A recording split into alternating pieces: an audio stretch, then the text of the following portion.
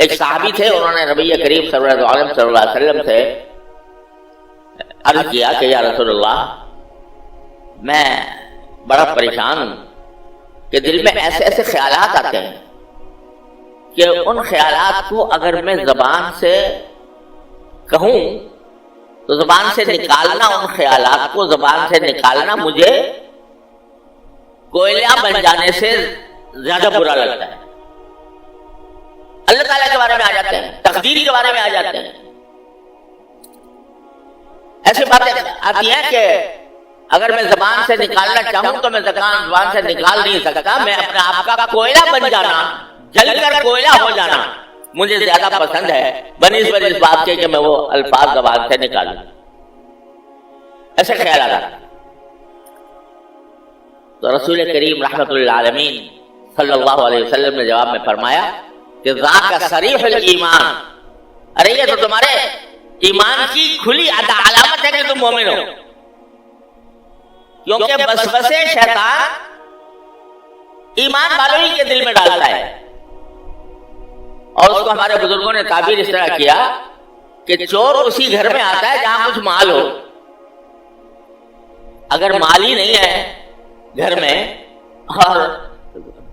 بالکل خالی پڑا ہوا ہے گھر، تو چور کیوں آئے گا اس میں؟ چور تو وہی آئے گا جہاں کچھ مال ہوگا۔ تو جب ایمان کا مال ہوتا ہے دل میں بندے کے، تو یہ چور اسی وقت آتا ہے اور چاہتا ہے کہ اس مال کے اوپر ڈاکہ ڈالوں۔ تو یہ جو ڈاکہ ڈال رہا ہے تمہارے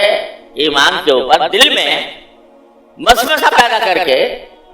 تو یہ تو تمہارے ایمان کی علامت ہے، مومن ہونے کی علامت ہے، گھبرانے کی بات نہیں ہے۔ یہ تم خود کہہ رہے ہو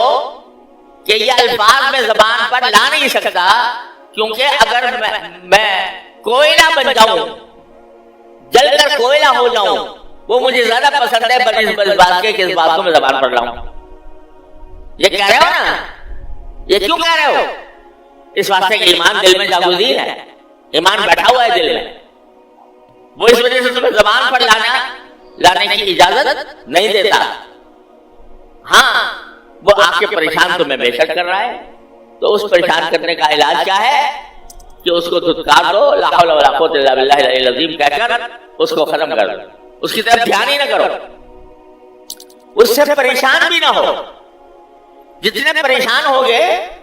اتنا ہی وہ اور آئے گا کہ یہ تو اچھا مجھے مشغلہ ہاتھ آ گیا، یہ پریشان ہوتا ہے تو لاؤ بھائی اور خیال ڈالوں گا اور ڈالوں گا اور ڈالوں گا۔ اور اگر تم پریشان نہ ہو اور سوچو اللہ کا شکر ہے مجھے یہ میرے ایمان کی علامت ہے، رسول کریم صلی اللہ علیہ وسلم نے ارشاد فرما دیا، گواہی دے دی، قرآن نے کہہ دیا کہ تمہیں کچھ نقصان نہیں پہنچائے گا، تو پھر جب یہ تصور کر کے آدمی اس کو دھتکار دے گا تو شیطان ہے بڑا کمزور۔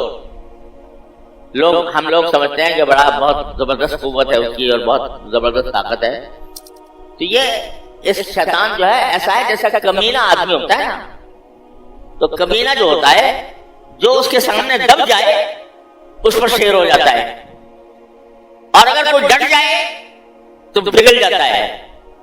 تو شیطان کا معاملہ بھی یہی ہے، ان کید الشیطان کان ضعیفا، قرآن کہتا ہے شیطان کا جو مکر ہے وہ بہت کمزور ہے، ڈرا نہ کرو اس سے بہت زیادہ، صرف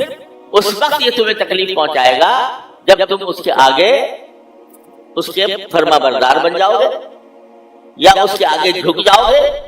تو بے شک تمہیں پریشان کرے گا اور پتہ نہیں کہاں لے جائے گا۔ لیکن اگر ایک مرتبہ ڈٹ گئے کہ یہ دل میں کچھ بھی وسوسہ ڈالا کرے کچھ نہیں ہوگا میرا، تو وہ بھاگ جائے گا۔ تو یہ جو غیر اختیاری خیالات ہوتے ہیں اس کے اوپر شریعت نے